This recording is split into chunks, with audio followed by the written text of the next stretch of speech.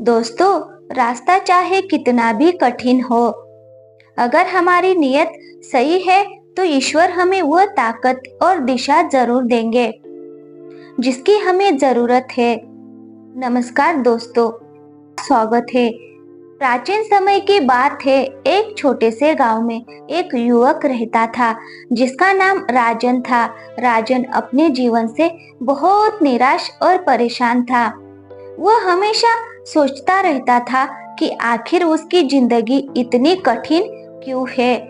जी हाँ दोस्तों, उसे लगता था कि उसके पिछले पिछले जन्म के कर्मों का दंड उसे इस जन्म में मिल रहा है। एक दिन उसने सुना कि गांव के पास के जंगल में एक संत का आश्रम है जो जीवन के गहरे रहस्य को समझाने में सक्षम है। अगले दिन राजन ने संत से मिलने का निश्चय किया। वह सुबह सुबह ही आश्रम के लिए निकल पड़ा। जब वो वहां पहुंचा तो उसने देखा कि संत कुछ लोगों को शिक्षाप्रद बातें समझा रहे थे। राजन ने संत को प्रणाम किया और उनकी बातें सुनने लगा। अपनी शिक्षा समाप्त करने के बाद संत ने उसकी ओर देखा और पूछा, पुत्र, तुम यहाँ किस उद्देश्य से आए हो? राजन ने उत्तर दिया, गुरुदेव, मेरे मन में एक सवाल है जो मुझे कई दिनों से परेशान कर रहा है। क्या मैं आपसे ये प्रश्न पूछ सकता हूँ? संत ने सहमति से सिर हिलाया और बोले, निसंकोच पूछो। राजन ने पूछा, गुरुदेव, क्या किसी जानवर को खाना खिलाने से हमारे जीवन में कुछ बदलाव आ सकता है? संत मुस्कुराए और बोले, पुत्र, तुम्हारे प्रश्न का उत्तर एक कहानी के माध्यम से दूंगा। ध्यान से सुनो। संत ने कहानी शुरू की। बहुत समय पहले की बात है। एक गांव के पास जंगल में एक कुत्ता रहता था। वह बहुत भूखा और प्यासा था।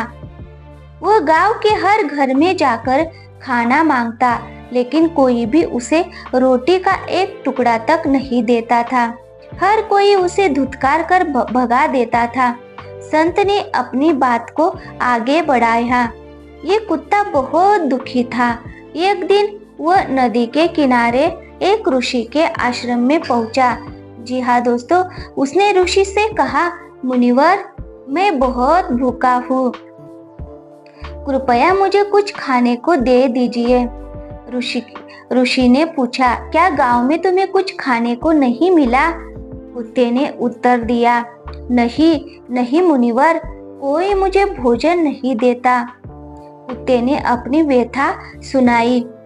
उसने कहा कि मुनिवर, हम जानवर हैं, हमें बोलना नहीं आता, हमारे पास घर नहीं है, कपड़े नहीं है, हम इंसानों की तरह मेहनत करके खाना भी नहीं कमा सकते, लेकिन हमें भी भूख लगती है।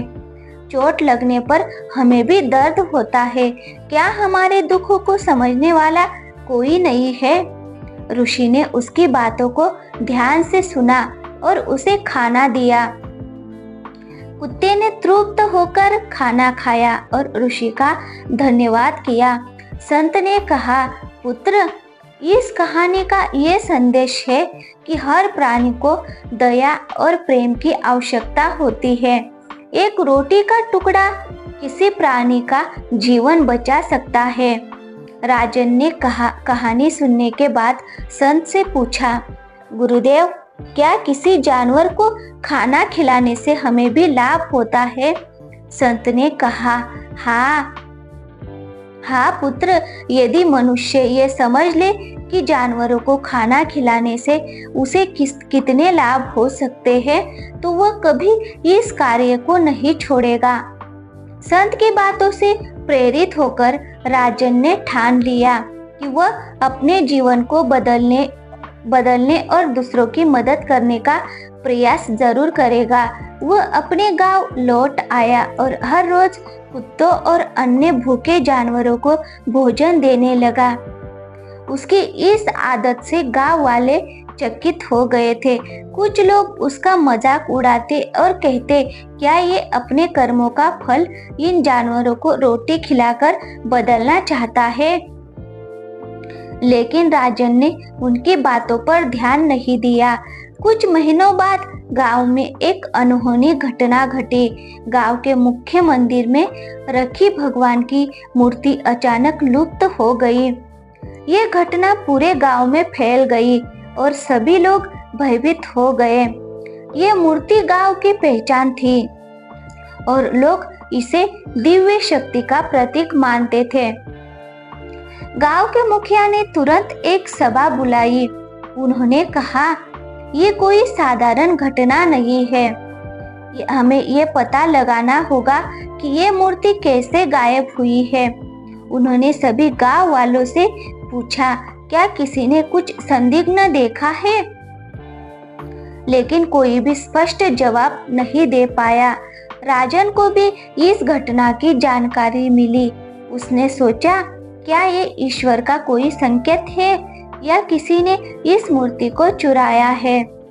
वो गहराई से सोचने लगा और संत के उपदेशों को याद किया। उसने मन ही मन ठाना कि वह इस रहस्य को सुलझाने की कोशिश करेगा।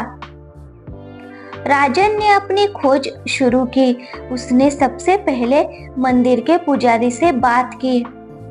पुजारी ने कहा, राजन, मुझे नहीं पता ये कैसे हुआ। मूर्ति तो हमेशा अपने स्थान पर सुरक्षित थी, लेकिन उस रात एक अजीब सी आवाज सुनाई दी। जब मैं सुबह उठा तो मूर्ति गायब थी। राजन ने पुजारी से पूछा, क्या आपने उस रात कुछ और देखा या सुना? पुजारी ने जवाब दिया, हाँ, मुझे मंदिर के पास कुछ कुत्तों के भौंकने की आवाज सुनाई दी थी, लेकिन मैंने सोचा कि ये सामान्य बात है, इसीलिए नहीं दिया। ये सुनकर राजन चौंक गया। उसने सोचा, क्या इन कुत्तों का इस घटना से कोई संबंध है? अगले दिन राजन ने उन कुत्तों का पीछा करना शुरू किया जो मंदिर के आसपास घूमते थे। वो देखना चाहता था कि वो कहाँ जाते हैं और क्या करते हैं।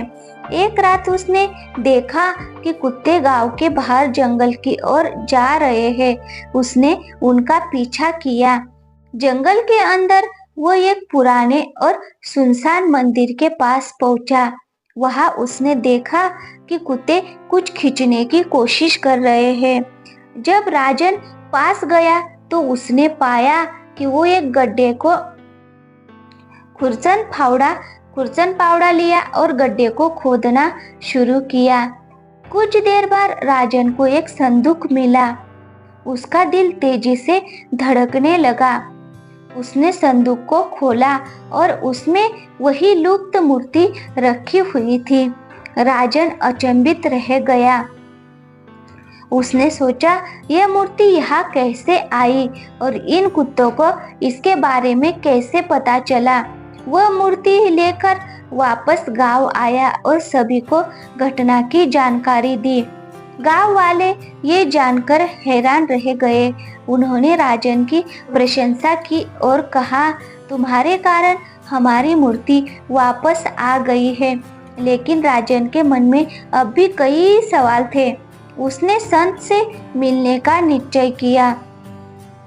वो संत के पास गया और पूरी घटना सुनाई। संत ने मुस्कुराते हुए कहा, पुत्र, ये ईश्वर का ही चमत्कार है। तुम्हारे अच्छे कर्मों का फल है कि कुत्तों ने तुम्हारी मदद की है। जी हाँ, लेकिन अभी तुम्हारी यात्रा समाप्त नहीं हुई है। तुम्हें एक और रहस्य को सुलझाना होगा। राजन ने पूछा, गुरुदेव, ये रहस्य क्या है? संत ने कहा, तुम्हें उस व्यक्ति को ढूंढना होगा जिसने ये मूर्ति चुराई थी और ये पता लगाना होगा कि उसने ऐसा क्यों किया। राजन ने संत की बात मानी और अपने अगले कार्य की तैयारी शुरू की। उसने सोचा, ये व्यक्ति कौन हो सकता है और उसने मूर्ति को जंगल में क्यों छिपाया। कुछ दिनों की खोजबीन के बाद राजन को एक सुराग मिला। गांव के एक व्यक्ति ने बताया कि उसने उस रात मंदिर के पास एक परछाई देखी थी। वो व्यक्ति मंदिर के पुजारी जैसा लग रहा था। राजन ने इस पर विचार किया और पुजारी से फिर से बात की। इस बार पुजारी घबराया हुआ लग रहा था। राजन ने उसकी आंखों में देखा और कहा, सच बताओ, क्या इस घटना में तुम्हारा हाथ है? पुजारी ने कांपते हुए जवाब दिया, हाँ, ये सच है, मैंने ही मूर्ति चुराई थी, लेकिन मैं ऐसा नहीं करना चाहता था, मुझे किसी ने मजबूर किया था। राजन ने चौंक कर पूछा, तुम्हें किसने मजबूर किया था? पुजारी ने जवाब दिया, गांव के मुखिया ने। उन्होंने मुझे ये काम करने के लिए कहा था। वह चाहते थे कि मूर्ति गायब हो जाए ताकि वह लोगों को डराकर अपने फायदे के लिए इस्तेमाल कर सके। यह सुनकर राजन गुस्से से भर गया। उसने संत को इस बात की जानकारी दी।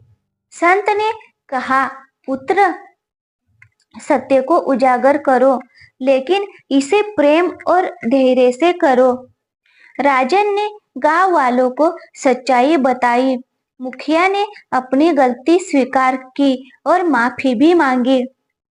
गांव के लोग ये समझ गए कि सत्य और करुणा का मार्ग ही सच्चा मार्ग है। इस घटना के बाद राजन का जीवन बदल गया। वो न केवल अपने गांव में बल्कि आसपास के इलाकों में भी सत्य, दया और कर्म का प्रतीक बन गया।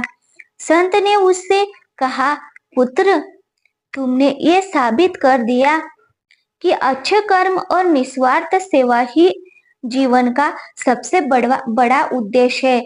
इस प्रकार राजन की कहानी ने सभी को यह सिखाया है दोस्तों कि जीवन में कितनी भी कठिनाइयां क्यों ना आए, सच्चाई और अच्छे कर्म हमेशा करते रहना चाहिए।